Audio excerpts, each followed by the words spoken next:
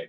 Today, we are going to continue our overview of culture and health by discussing cultural influences on mental and physical health.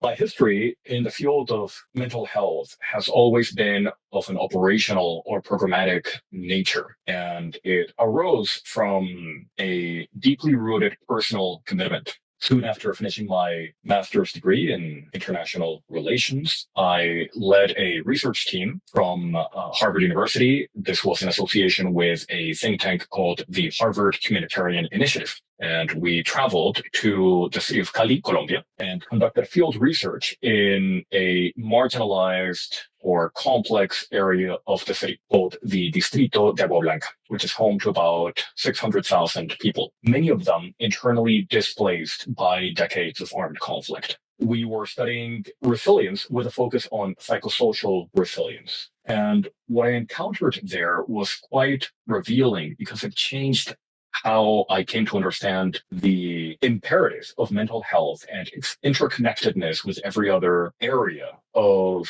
health and well-being. We interviewed women, mostly Afro-Colombian women, mostly over 50 years of age, many of them caring for children or grandchildren after losing adult children due to violence. And by any clinical standard, these women would be expected to be overwhelmed by trauma. And yet, even though the symptoms were notable, many of them demonstrated remarkable resilience. What struck me the most was that the factors that sustained them weren't primarily, and very rarely were they, of a clinical nature. Instead, they were mainly cultural. It had to do with community networks, with their sense of spirituality. That fieldwork, compared with years of leading mental health programs for conflict survivors in different environments in East Africa and Latin America, taught me that mental health and physical health can't be separated from their cultural context. In fact, trauma lives in bodies, families, and communities across generations. And the resources that people draw on to survive and even thrive are deeply rooted in cultural traditions. Over the course of this module, we will examine those connections. We will explore how culture shapes mental illness stigma, how forced migration and systemic racism create distinct psychological burdens, how traditional health practices intersect with modern medicine, and how trauma transmits across generations through both social learning and biological mechanisms. To introduce this topic, we're going to examine how cultural beliefs impact mental illness stigma, the trauma that has been increasingly identified as a result of systemic racism, and the psychological challenges of forced migration. We're also looking at how traditional health practices can intersect with modern medicine, sometimes in a complementary way, and we'll consider some of the potential advantages that these traditional practices can have for communities. We'll look at epigenetics in transmitting health behaviors across generations and how intergenerational trauma manifests across different populations. Our goal here is meant to be very hands-on. By understanding these dynamics, we expect that healthcare professionals and public health practitioners can develop culturally responsive interventions that promote more equitable outcomes. This builds on what we discussed previously in Module 1. There, we established foundational concepts such as cultural competence, humility, and safety. We also looked at the acculturation process. We evaluated reliable sources of health information. Now, we're going to apply that foundational knowledge to specific domains, in particular to mental health, to physical health practices, and the mechanisms that connect culture to health across generations. Okay, let's move on to cultural perceptions of mental illness and stigma. This section addresses a fundamental reality. Mental illness is viewed through the lens of cultural beliefs. Those beliefs shape how symptoms are recognized, whether they're reported, and how they're treated. This lecture also notes that some cultures perceive mental health conditions as a primarily biological phenomenon, whereas others attribute them to supernatural forces, to moral failures, or to spiritual imbalances. These aren't merely abstract differences.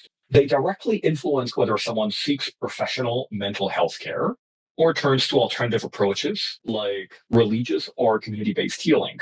The lecture also cites a systematic review conducted by Misra and colleagues in 2021, examining stigma across racial and ethnic minority communities in the US. They identified three types of stigma: public stigma, structural stigma. Public stigma is that of negative societal attitudes aimed at persons with a mental illness. Self-stigma is that of internalized negative beliefs that individuals hold about themselves. And finally, structural stigma is the institutional discrimination that is embedded in policies and systems. All three of these stigmas affect disproportionately minority communities, but they manifest in different ways. For example, in many Asian American communities, mental illness is often concealed in order to save face. Meanwhile, in African American or Black American communities, cultural narratives emphasizing strength and resilience may discourage acknowledging mental health struggles as legitimate medical concerns. A key point here is that culture can sometimes behave as a barrier, but it shouldn't be perceived only as that, because it can also function as a resource.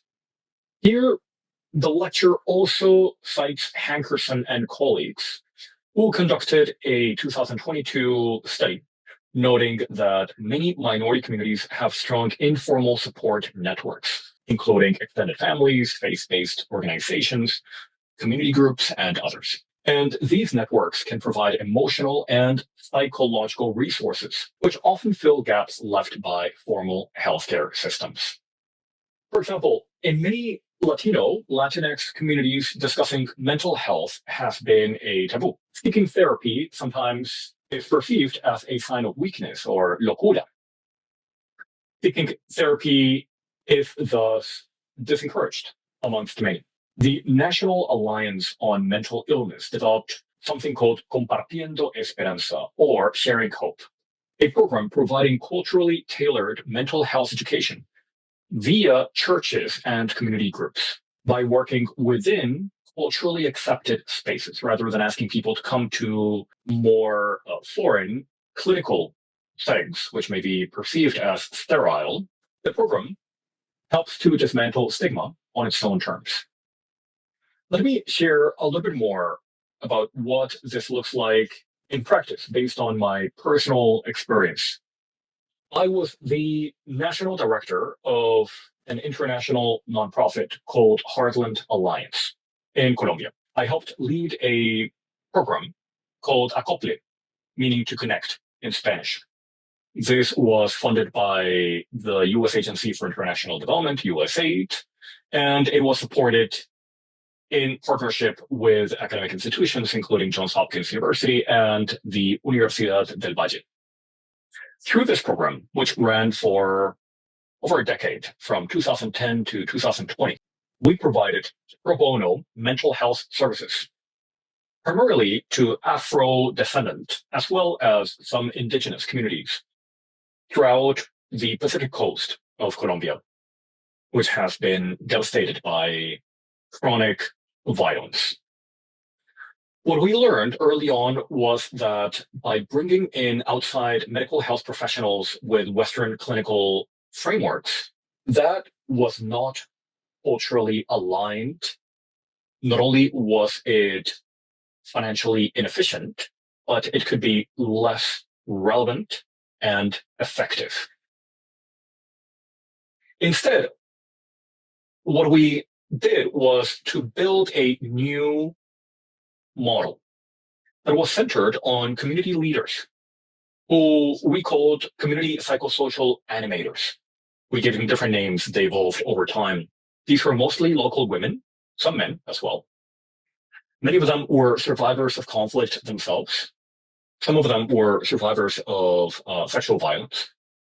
And they were trusted figures in their neighborhoods and communities. They were trained, accompanied, and supported to deliver mental health using culturally resonant approaches, always with professional supervision. So this was done with trained psychologists and social workers at hand. The results were quite striking. People who never walked into a clinic instead opened up in community spaces led by their own neighbors. One powerful lesson here was that effective mental health programs can work with existing cultural frameworks, not against them. Migration, whether it's voluntary or forced, can pose tremendous psychological challenges. But forced migration carries particular burdens that often standard diagnostic categories fail to capture. This lecture also introduces the concept of the Ulysses Syndrome, which was conceptualized by Dr. Joseba Achotegui. This describes how extreme stress, grief, and anxiety experienced by migrants due to displacement, separation from their loved ones, and the difficulties of the migration process and cultural adaptation.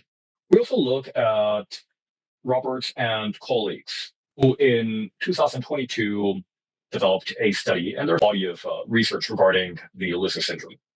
Something that distinguishes this concept of the Ulysses Syndrome from conditions like PTSD is that this isn't triggered by a single traumatic event. Instead, it's characterized by ongoing chronic stressors that exceed an individual's capacity to cope. The trauma doesn't end when somebody finishes their migration path and reaches safety. Instead, it can continue through language barriers, shifts in social identity, economic precarity, loneliness, and grief for one's former life. We look at the concept here of migratory mourning to describe this experience. Refugees and asylum seekers may grieve not just for the people that they've lost, but also for places, roles, languages, and identities that can never be fully recovered. Before we move on to the case study, let me just note that a critical clinical point here is that the misdiagnosis of migrants, particularly of refugees and asylum seekers, is very common because many of them are prescribed psychiatric medications, which may or may not be the solution, but a more transformative action is to promote community-based support. Not only individual therapy, which should be accompanying the psychiatric intervention, but also community engagement. We have a tendency to pathologize what is often a normal human response to abnormal circumstances. Now, let's look here at this case study. This looks at the experience of Syrian refugees in Germany, living with high levels of depression and anxiety, which are exacerbated by cultural isolation and unemployment. Programs combining language classes with peer support, social integration activities fostering belonging and purpose showed measurable improvements in mental well-being. The intervention isn't primarily pharmaceutical. Instead, the emphasis is relational. This resonates very strongly with what I witnessed in my work, first in the shanty towns of Cali during our Harvard Humanitarian Initiative study. When we interviewed these internally displaced persons who exhibited exactly these patterns, I remember one of the women that we interviewed, and there were over 100 women or persons, mostly women that we interviewed throughout a 3-month period. One of them, Consuelo, she had fled a rural area of the country after an armed group threatened her family. And she described chronic anxiety, sleeplessness, and constant worry about the safety of her 6 children. By clinical criteria, she might very well have been diagnosed with generalized anxiety disorder or depression. And while my role was not to conduct that diagnosis, but to examine the psychosocial resilience and human security of these persons in an integral way, I would also call for us to listen to her story and consider what seemed to help her the most. Consuelo said to us, "At least right now, I feel good, treated with respect, as I haven't been for so long. It made me feel good to talk to you because I've been able to vent. And now I feel happier, with new hope.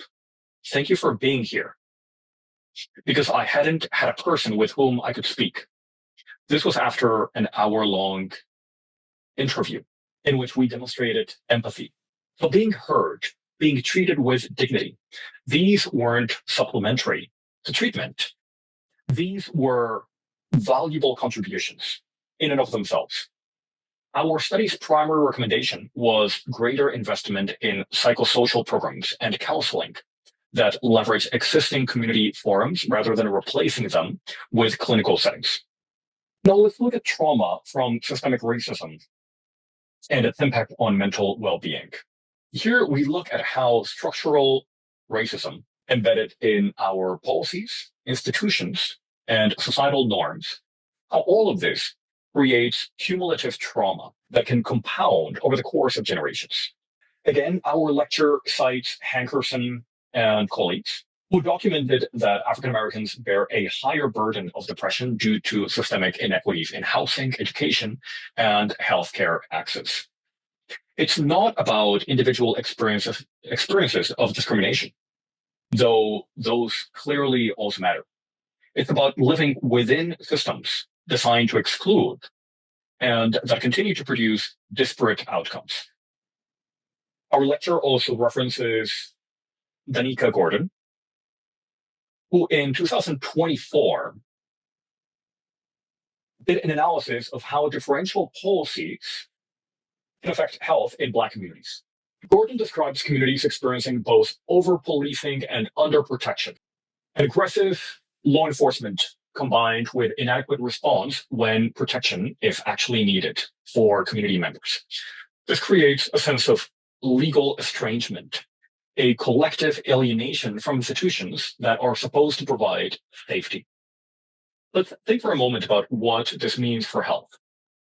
When systems that should protect you are instead perceived as sources of threat, then chronic stress becomes the baseline.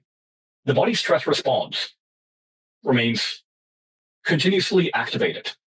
That physiological burden, what researchers call the allostatic load, it accumulates over time, contributing to cardiovascular disease, metabolic disorders, and mental health conditions. This case study examines Indigenous communities in Canada and the US, which have suffered historical traumas of forced assimilation through residential schools, land dispossession, cultural suppression, and other forms of discrimination, which continue manifesting in high rates of PTSD, substance use disorders, and suicide that is disproportionately higher than regional or national averages, especially affecting younger generations. These aren't just historical artifacts. They're present realities with measurable health consequences. I saw something, and I worked on something parallel to this in Colombia. Even though a lot of my work centered on Afro-descendant populations, I also worked with indigenous populations, some of which were facing astronomical rates of suicide. And we conducted a study on this practice and saw that it was being replicated amongst nearby persons due to a number of external pressures. Clearly, there was an issue of poverty, of hunger, of violence. All of those were real. But what we found, our hypotheses and the focus of our work was to promote community psychosocial well-being and a sense of appreciation for life and a co-responsibility to care for our own lives and that of our neighbors. It's very difficult to examine something as vital and complex as suicide. We do know that over the course of the intervention, we saw a drastic drop in the suicide rate. I haven't looked at the situation after the intervention. I very much hope that that progress was sustained over time. One of the things that was most shattering to us was seeing that, as it's shown here, where younger generations in Canada and the US were more affected by suicide. In the case of these remote Indigenous communities, and I'm referring to communities that are entirely or largely detached from the rest of society, and they're living in the midst of rainforests near a river that is extremely difficult to reach, where it takes many hours on a boat to get there. What we found was that sometimes a young person would commit suicide, and then somebody witnessed that or became aware of that, and they could be their cousins or brothers, and they would then commit suicide themselves. And sometimes there were young children who did this by imitation. So quite a concerning dynamic, and something that unfortunately we see recurring amongst Indigenous populations in different areas of the world. So this happens in the Amazon region, across South America, Central America. It happens in North America. It also happens in Australia and Oceania. So it's a global dynamic that affects Indigenous communities in a distinct manner. This section here, the application, makes a crucial point, which is that addressing this requires going beyond healthcare. Policies must address socioeconomic determinants. Public health efforts should advocate for equity-focused interventions, including community therapy models, economic empowerment, and culturally inclusive educational reform. One thing that we learned in Acopia, this program from 2010 to 2020 that I've referred to, is that you cannot provide effective mental health support while ignoring ongoing structural conditions that are producing the stress. That's why, even though our focus was on mental health, being articulated with public and nonprofit organizations to provide a broader level of support on shelter, food and nutrition, on health and other areas of well-being was key to enabling that durable improvement. This is because when someone is worried about whether armed groups will return, whether they can feed their children, whether they'll be evicted, then therapeutic interventions alone are insufficient.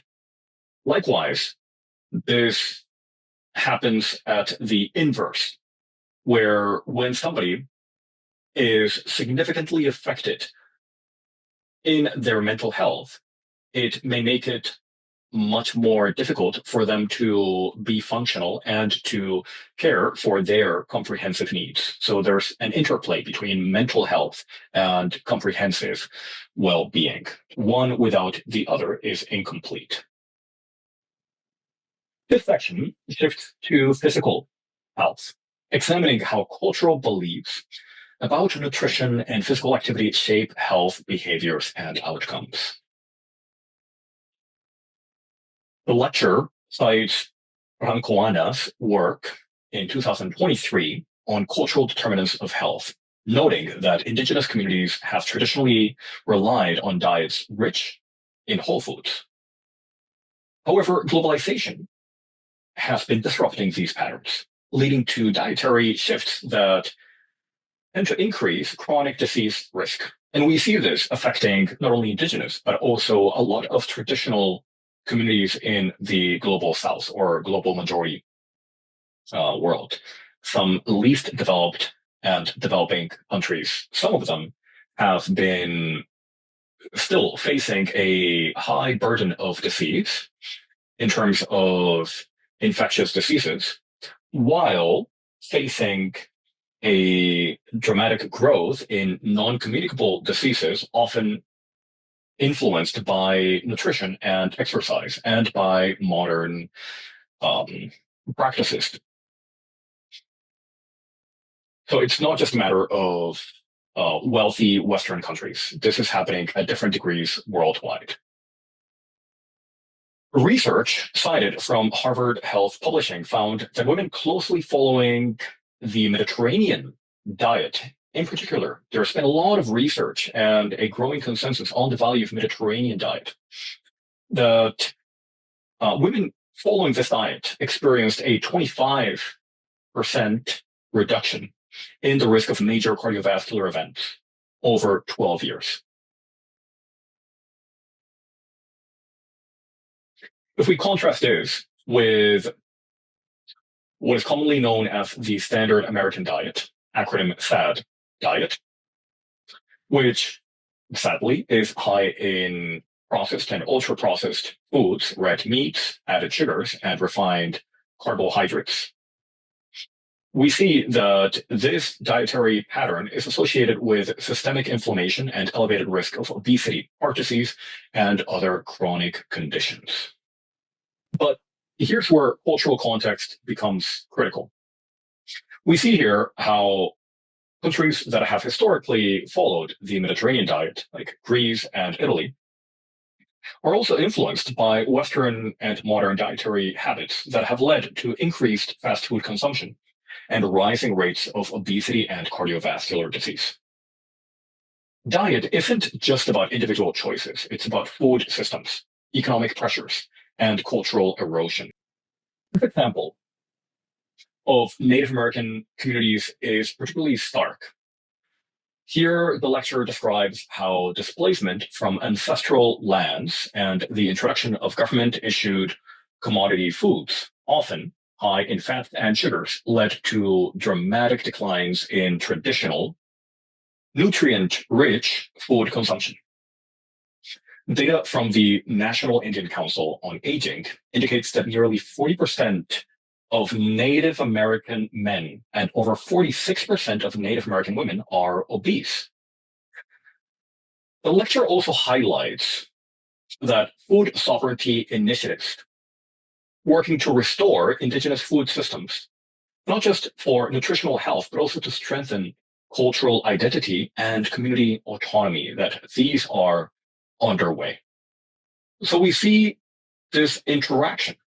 We see the role that food and nutrition have on health, and also how significant they can be to culture and the positively reinforcing interaction between culture and health.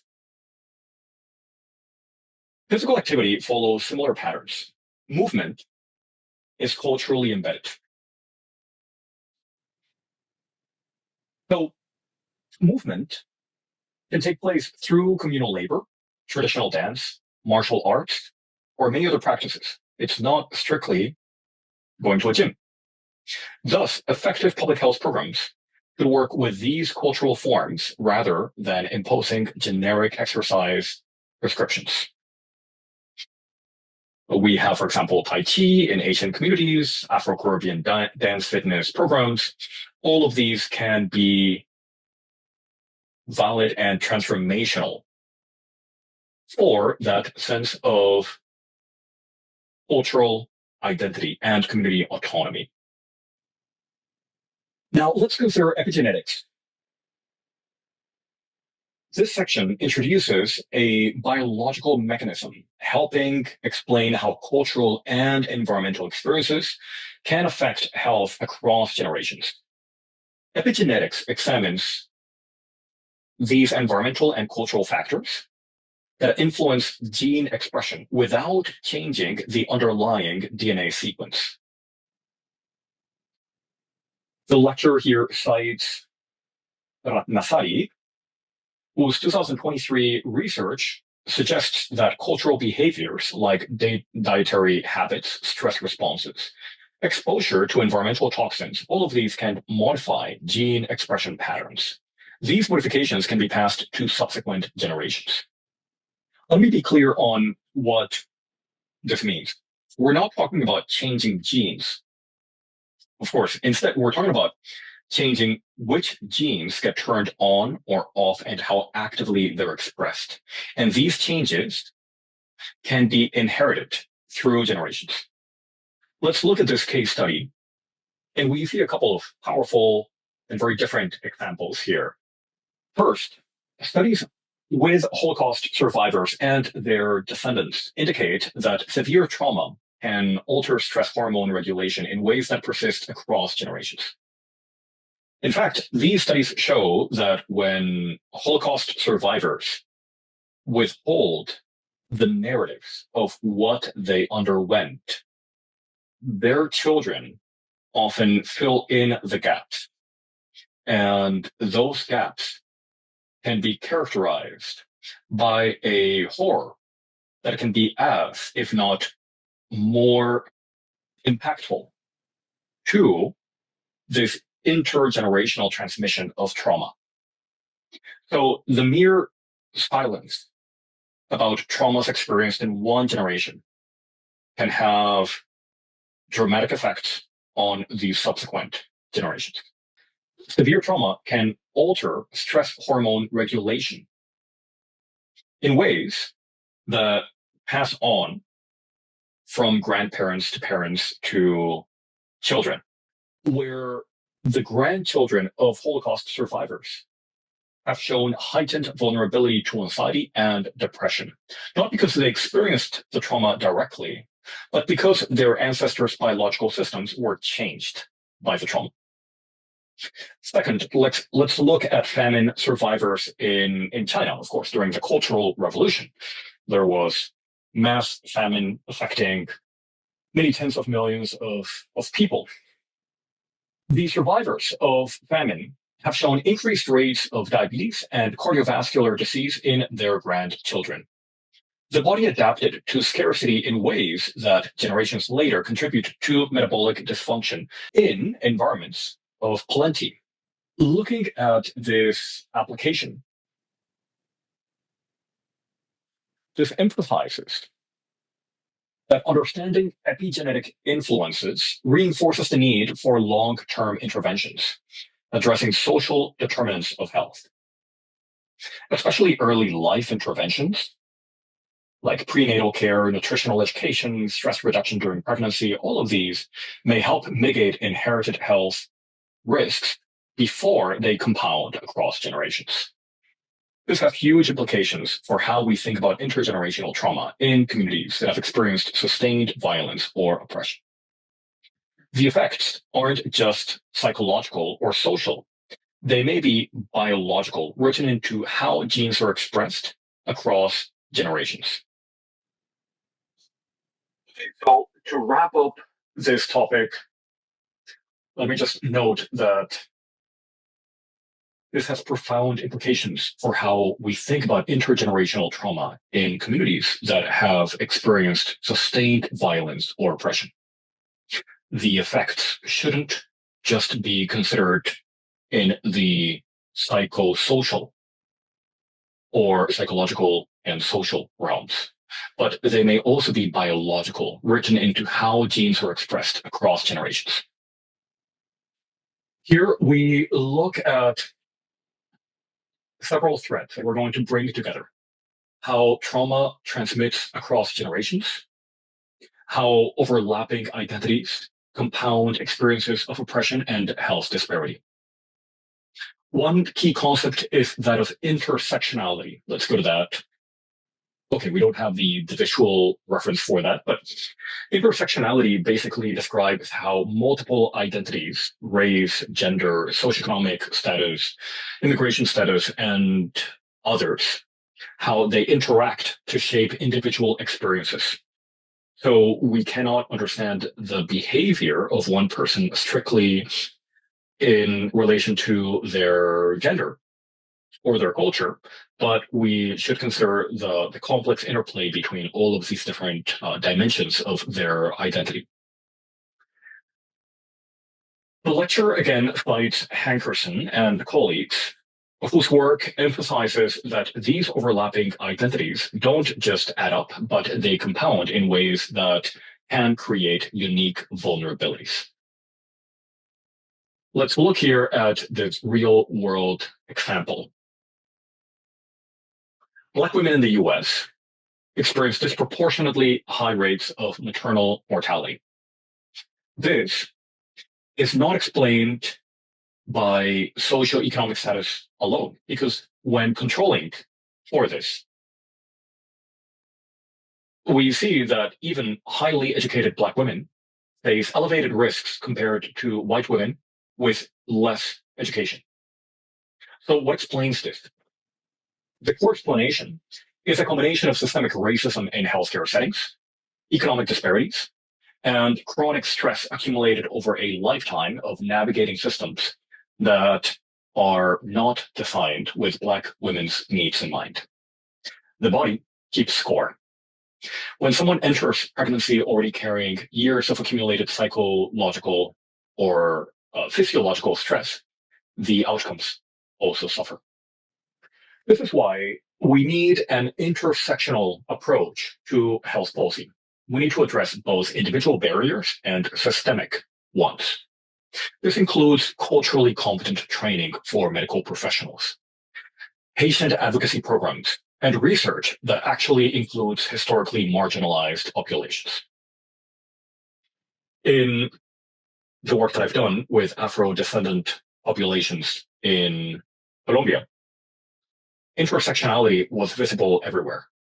The women that we worked with faced compounding vulnerabilities. They were Black in a society with deep-rooted racism. There were women in communities that had machismo, or very strong patriarchy expressed, or gender-based violence, and specifically sexual gender-based violence was endemic. They were displaced within their own countries, and they often lacked legal protections and economic security. Many of them were elderly, caring for grandchildren after losing adult children to conflict. So no single intervention could address all of these intersecting vulnerabilities. Instead, effective programs had to work across multiple dimensions, providing psychosocial support while also advocating for housing rights, for economic opportunities, and protection from ongoing violence. The maternal mortality crisis among Black women in the US has taught the field that good intentions are insufficient. Healthcare systems can be staffed by well-meaning people, and they may still produce discriminatory outcomes because the systems that they operate in embed bias in protocols, in assumptions about pain tolerance, in whose concerns get taken seriously. Addressing this requires changing systems, not just training individuals. This is something that we also have to take into account with the development and application of AI, specifically considering what is the source of the training data, and if, as is most probably, if the training data exhibits biases, then unless the model, the large language model, is developed in a way that mitigates or prevents these biases, then they are going to also be exhibited in the outputs. And the speed and reach of AI can mean that these biases, meaning this racism, this gender discrimination, these other biases, they may become consolidated and they may have far-reaching implications. So we have to consider that addressing these issues isn't just a matter of training individuals. What we're doing right now is important, but we also need to consider what are the systems and what do we need to do to change the systems writ large. And to wrap up, as the lecture's conclusion, I want us to understand that cultural influences on mental and physical health allow public health professionals to develop more inclusive and effective interventions. I'd like to synthesize here some key learnings and connect them to what you can incorporate to your practice. The first one is that cultural perceptions shape the stigma on mental illness in ways that vary across communities. Public stigma, self-stigma, and structural stigma all affect whether and how persons seek help. But culture can also provide strengths, like informal support networks. Effective programs tend to work within cultural frameworks, not against them. So it can be very powerful to define projects, programs, interventions in a way that incorporates community members, for example, by training them to deliver services. We need to make sure that we're meeting people where they are. And it's a matter of social justice. It's a matter of cultural humility, but it's also a matter of programmatic efficacy. The second point that I want to make here is that forced migration can create distinct psychological burdens that our diagnostic categories often miss. One such framework to understand these is the Ulysses Syndrome, which reminds us that chronic ongoing stressors require different responses than a single trauma or a single event trauma. Community-based support and social integration may matter more than medication, and especially than medication alone. Being heard and treated with dignity can in itself be therapeutic. The fourth point that I'd like to make here is that systemic racism can produce cumulative trauma with measurable health consequences. This isn't restricted to an individual facing prejudice personally. Instead, it's about living within systems that generate disparate outcomes. So addressing this cumulative trauma requires both clinical intervention and advocacy for structural change. The next point is that traditional health practices, including the way that diet, movement, healing traditions are perceived within a culture, they may serve as resources, not obstacles. Food sovereignty, culturally embedded physical activity, and the integration of traditional and contemporary approaches can help to improve both health outcomes as well as cultural identity, and these can be mutually reinforcing in a positive manner. The other point is that epigenetics provides a biological mechanism for understanding intergenerational health transmission. Both trauma and environmental exposures can alter gene expression in ways that affect subsequent generations. However, early life interventions can be very effective, the earlier the better, including during pregnancy, to interrupt these cycles. And the final point that I want to make is that intersectionality means that overlapping identities can compound health vulnerabilities. So it's important to consider culture, but not in isolation, to also consider it in relation to race, gender, age, and other dimensions, because all of these interact in ways that require more nuanced and multi-level responses. Okay, this is module 2. Thank you very much for joining this session, for listening to me. I hope this is enriching to us and it enables us to be healthcare practitioners that take culture into account, and that this helps us be more impactful practitioners and ultimately change makers. Let's remember that the communities that we serve are not and should not be treated as passive recipients of our interventions. Instead, we need to recognize them as possessing cultural resources, informal networks, and resilience that have sustained them through conditions, sometimes conditions that are unimaginable to us.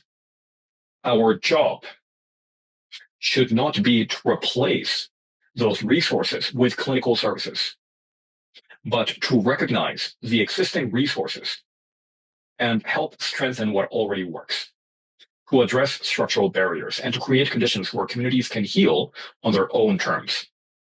When we get all of this right, we don't just improve individual outcomes, but we can help to interrupt cycles of disadvantage that have persisted for generations.